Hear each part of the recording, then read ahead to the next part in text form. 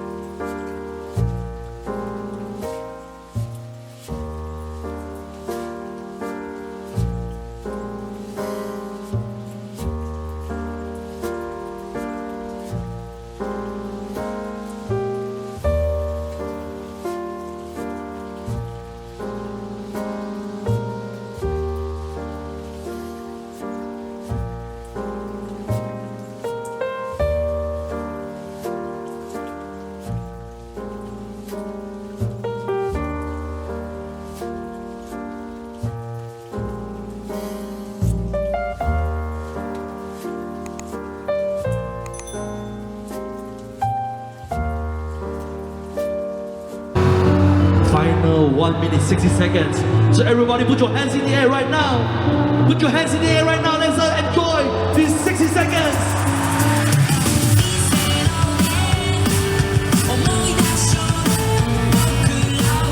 Keep waving. Let's go, let's go. This again. Once again, big thank you, Nijigen Expo.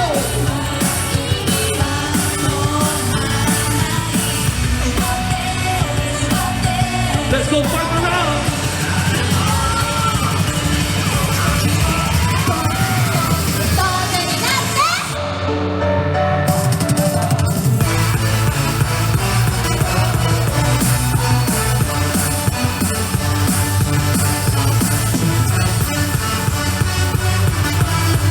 Nijigen, thank you so much.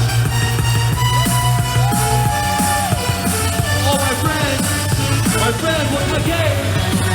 To all the performers and all the crew, sound man, light man. Thank you, thank you so much.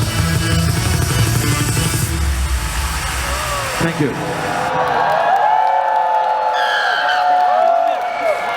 For one last round. Okay. Actually, this is a bad place to do an outro. It's near the stage, so yeah. This is the end of day 3 Nijigen Expo 2025. Basically, I'm already lazy to walk around. So yeah, this is the outro for the video. If you enjoy this video, hit the like button. If you haven't subscribed to my channel, do subscribe, and until the next time, bye.